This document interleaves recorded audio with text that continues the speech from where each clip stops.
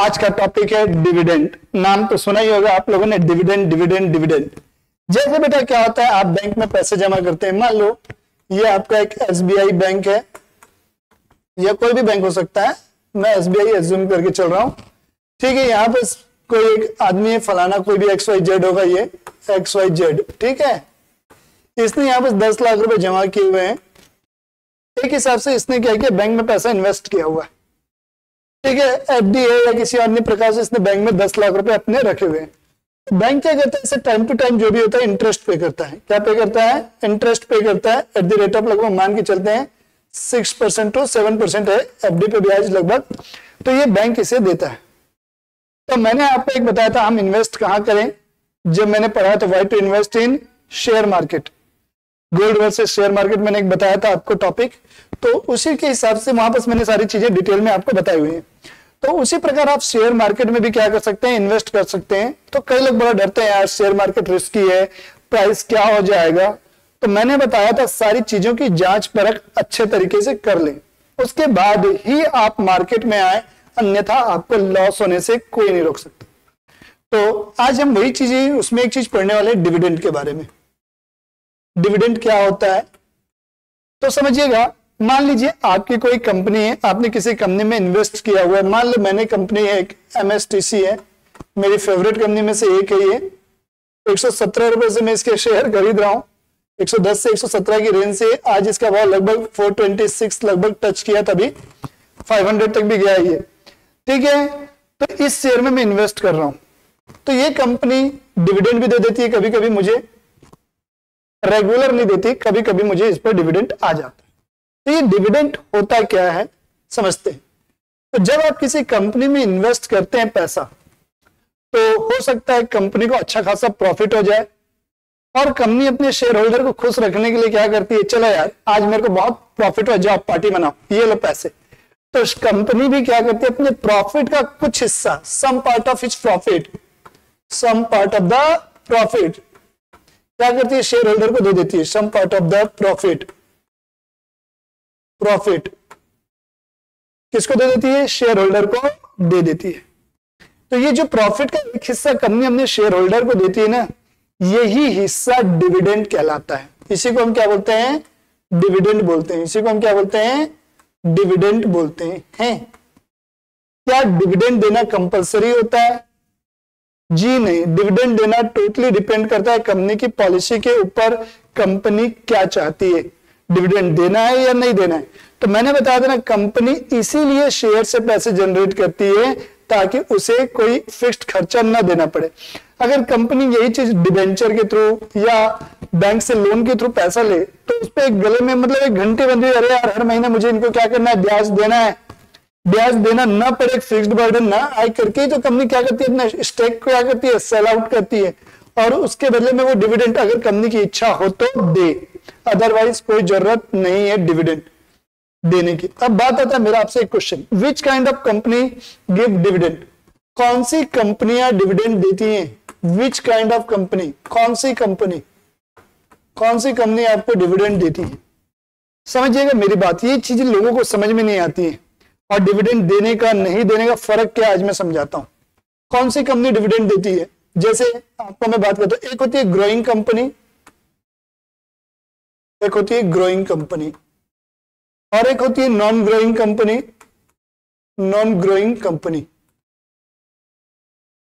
मान के चलता हूं, जैसे मैं बात करता हूं HDFC बैंक है, रिलायंस है, ठीक है, या अदानी की कोई कंपनी ले लो। अब तो अदानी भगवान, अदानी की कंपनी ले लो, चलो छोड़ो अदानी को छोड़ दो, ये दोनों की बात करता हूं। मान लो ये ग्रोइंग कंपनी है, अदानी को भी ले ही लो यार, चलो।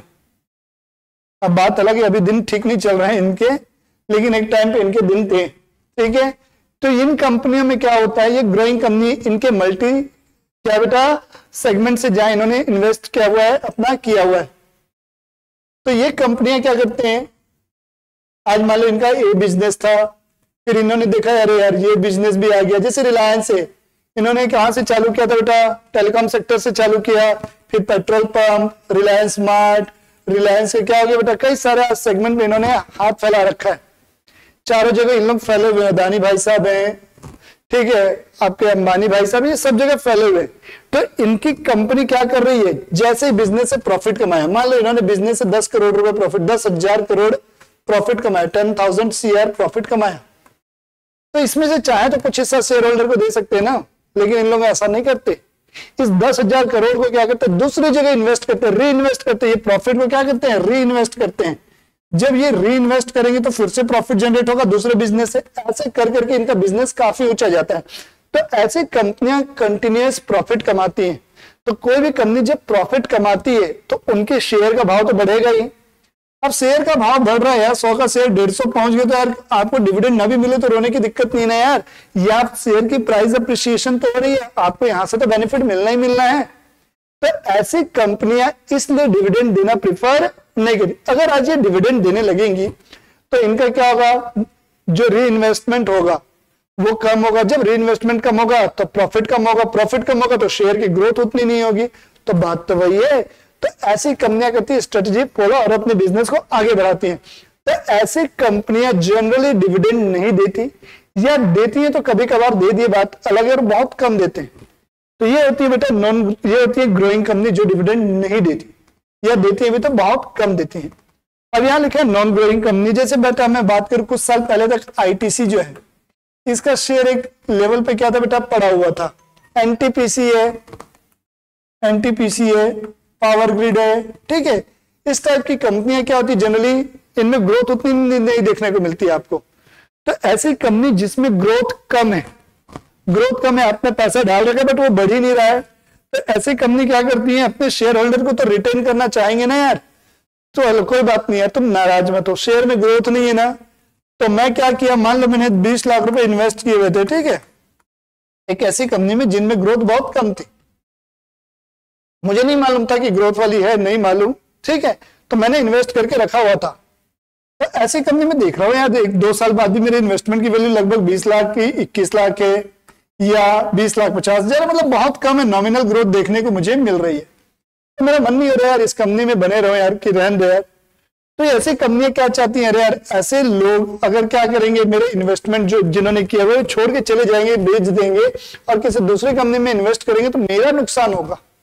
तो ऐसी कंपनियां उनको रिटेन करने के लिए साल में लगभग आपका 6 से 8% का डिविडेंड दे देते हैं। 6 से 8%, कोई कंपनी 10 से 11% का भी डिविडेंड देती है। सरकारी कंपनियां, वो मैं बताऊंगा कौन कौन सी कंपनियां जो हाईएस्ट डिविडेंड पे करती हैं, ठीक है। तो ऐसी कंपनियां आपको डिविडेंड दे देती हैं। तो आप क्या बोलते, चलो यार कोई बात नहीं, वैल्यू में ग्रोथ नहीं, इन्हें डिविडेंड तो आ रहा है, अगर यही पैसा मेरा क्या होता, बैंक में पड़े रहता तो इसी आसपास का ब्याज मिलता, तो ये यहां से मिल जा रहा है और साथ में मुझे क्या हो रही है, कुछ वैल्यू ऑपरेशन भी हो रही है, अप्रिसिएशन मिल रहा है, तो कहीं कोई दिक्कत वाली बात नहीं। तो ऐसी कंपनियां जनरली आपको डिविडेंड देती है। क्लियर हो गया। अब मेरा क्वेश्चन है, क्या डिविडेंड टैक्सेबल है? यस, आपको ये जो डिविडेंड होगा इस पे आपको नॉर्मल रेट से टैक्स देना पड़ेगा। ये आपकी नॉर्मल इनकम मानी जाएगी और इस पर आपको नॉर्मल रेट से टैक्स देना होगा, ठीक है। तो आज मैं आपको बता रहा हूं किन कंपनियों में आपको हाईएस्ट डिविडेंड मिलता है। आइए मैं दिखाता हूं। हाँ, तो गूगल पे जाएंगे आप, टाइप करेंगे top highest dividend paying company, तो उसमें आपको दिख जाएगा, पहला REC है, फिर कोल इंडिया है, REC है, IOC है, पावर फाइनेंस कॉर्पोरेशन PFC है, steel authority of India, oil India, Hindustan petroleum, ये हमारी भारत पेट्रोलियम, ये सारी जो है ना टॉप डिविडेंड पेइंग कंपनियां हैं। अगर आपको लगता है कि यार केवल डिविडेंड से काम चल जाएगा, थोड़ा मोड़ा ग्रोथ चलेगा, तो आप ऐसी कंपनियों को सेलेक्ट करो जिसमें आपको लगभग 8 से 10% का डिविडेंड आता है। अगर आपको देखना है डिटेल इसमें कितना % डिविडेंड मिलता है, क्या है, तो आप जाके देख सकते हो। इसमें क्लिक करेंगे आप, जैसे स्टील अथॉरिटी ऑफ इंडिया में क्लिक करोगे तो आपको इसमें पूरी जानकारी मिल जाए। तो आज के लिए इस वीडियो में इतना ही है। नेक्स्ट वीडियो में हम डिटेल से चर्चा करेंगे कुछ और चीजों के बारे में, जिसमें मैं आपको समझाऊंगा शॉर्ट सेलिंग के बारे में। तब तक के लिए टाटा बाय बाय, मिलते हैं नेक्स्ट वीडियो में।